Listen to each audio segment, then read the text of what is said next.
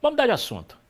Gente, a insônia é a dificuldade de iniciar o sono e mantê-lo continuamente durante a noite ou despertar em horários antes do desejado, despertar antes do horário desejado, tá certo? Um estudo da qualidade do sono da população brasileira apontou que 2 a cada 3 pessoas têm algum grau de comprometimento do sono. E os médicos recomendam um tratamento adequado. A carreira de docente naturalmente já exigia um esforço a mais da Vanessa durante o trabalho, o que afetava a rotina de sono. Ela conta que dormia pouco e demorou para perceber os sintomas de uma noite mal dormida. Minha rotina era: dormia muito tarde, acordava muito cedo. Às vezes, por conta da rotina de trabalho, eu virava a noite trabalhando. E aí, quando dava 4, 5 da manhã, só fazia tomar um banho e ia para o trabalho. Então, realmente, essa ausência de sono, ela começou a me prejudicar bastante. Falta de concentração, perda de memória, né? É uma alternância de humor muito grande.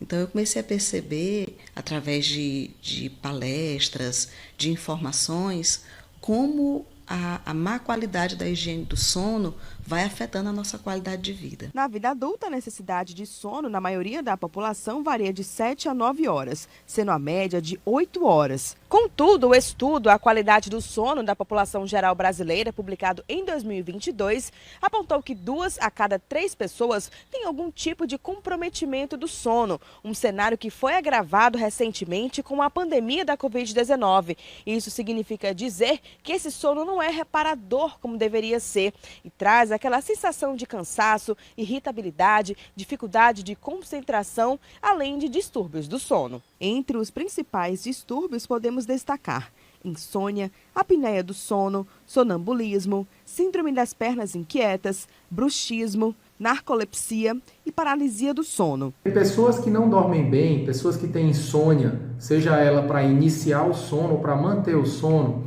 podem apresentar uma maior frequência de distúrbios neurológicos, como, por exemplo, problemas de memória, aumento na frequência de dores de cabeça, fadiga.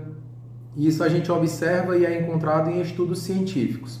Um dos distúrbios do sono mais frequentes, por exemplo, que é a apneia do sono, né, a síndrome da apneia obstrutiva do sono, já foi encontrado que ela é um fator de risco para AVC, acidente vascular cerebral. Então, a qualidade do sono ela é fundamental, né, que a pessoa tenha um sono reparador, que a pessoa durma e acorde com aquela sensação de que descansou, porque durante o sono o nosso corpo relaxa, nossos músculos relaxam e se preparam para enfrentar o dia seguinte.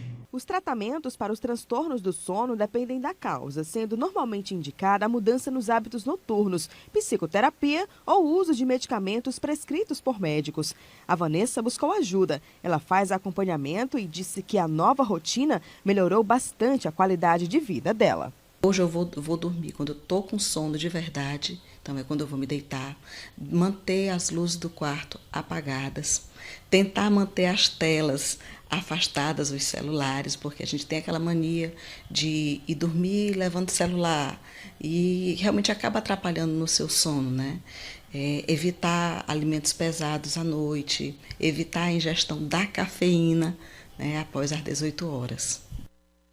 Pessoal, vamos continuar falando sobre esse assunto. Ele é tão importante para a nossa saúde, para o nosso bem-estar, que é ter uma noite de sono tranquila. Eu quero te lembrar que a gente está na Semana do Sono. Então, diversos profissionais estão discutindo esse tema para, acima de tudo, acender um alerta sobre a importância de se praticar uma boa alimentação, fazer exercícios físicos e dormir bem. Por isso que eu vou para cá receber a nossa entrevistada, a doutora Kisley Urtiga. Doutora Kisley, boa tarde, bem-vinda. Boa tarde, Renan, boa tarde a todos. Doutora, a gente está na Semana do Sono e esse é um tema que as pessoas têm muita curiosidade, afinal, existem tantas formas de você se estressar, de você ter uma vida agitada, que acaba contribuindo para você ter uma qualidade de sono ruim. Aí eu já começo lhe perguntando, tem fórmula para alcançar esse sono reparador? Interessante você colocar que a gente já vive num mundo 24 horas, né? Que funciona a todo instante numa velocidade que nós temos que respeitar a nossa. Tem fórmula, desde que a gente respeite o nosso ritmo e entenda que sono é fundamental para uma boa qualidade de vida. Doutora, o que é que atrapalha uma boa noite de sono? Eu vou aproveitar que a senhora está aqui e fazer um meia-culpa. A nossa entrevistada ali comentou que existem várias distrações que acabam atrapalhando a noite. As telas, por exemplo, comer uma comida pesada, cafeína naquele café. E eu lhe confesso, às vezes eu dou uma derrapada e faço muita coisa disso. Isso aí atrapalha mesmo, de fato? O grande problema hoje nas dificuldades com sono e nesse boom que se deu aí aos distúrbios do sono, a gente tem que dizer que é os maus hábitos das pessoas. A tela é uma das coisas já comprovada. E às vezes eu vejo na minha prática clínica: doutora, mas agora o celular tem uma proteção, não vai influenciar tanto. Pessoal, o que passa na sua tela gera emoções em você. Então, é importante sim retirar a tela. Em média, 1 hora antes de você dormir, é importante comer comidas leves, próximo ao horário de dormir. Cafeína, álcool. Álcool, às vezes as pessoas chegam para mim e dizem: ah, mas o álcool me relaxa. Me relaxa, mas fragmenta o sono. Então, você vai acordar mais vezes e não vai ter um sono de qualidade. Quando a senhora fala em fragmentar sono, é aquele hábito que as pessoas acordam vários momentos durante a noite? Exatamente, é uma insônia que, se diagnosticada, a gente chama de insônia de manutenção. Pessoas que não conseguem manter o sono, acordam no meio da noite, tem ali um despertar, e esse despertar corre por um tempo muito maior, porque todos nós despertamos entre 4 e 6 vezes por noite. Mas a maioria das pessoas não percebem esse despertar. E tem pessoas com insônia de manutenção que despertam, Renan, e ficam ali por horas acordados.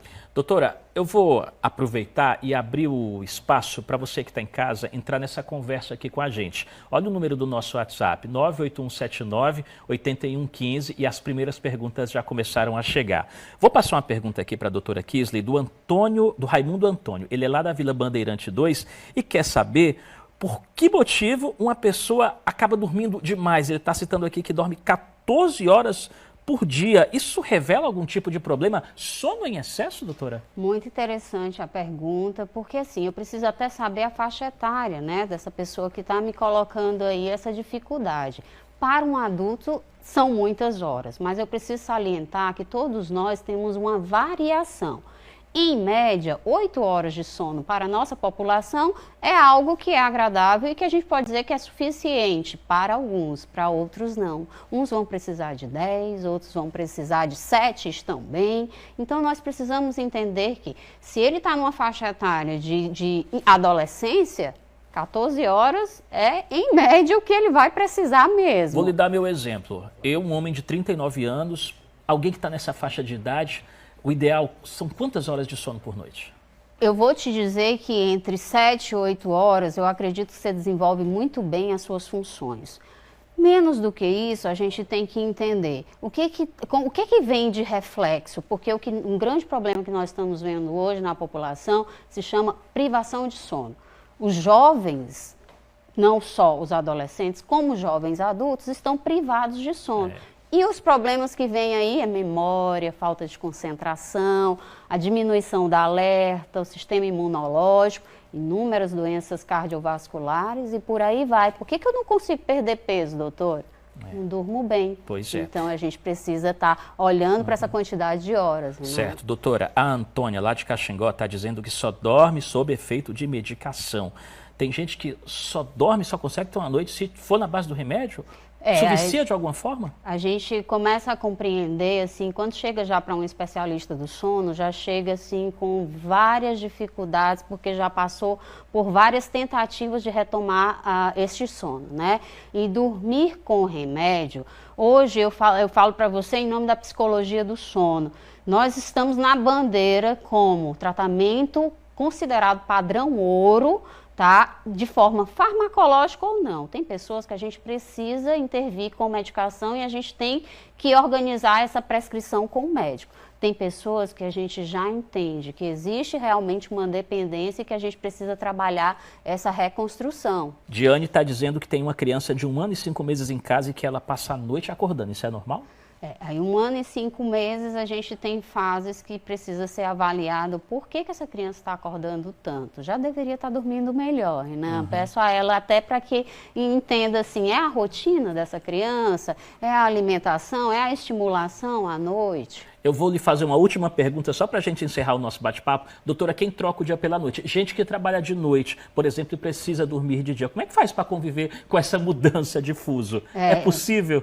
A gente vê um grande sofrimento nesses trabalhadores em turno, tá? Porque o sono do dia nunca será igual ao da noite.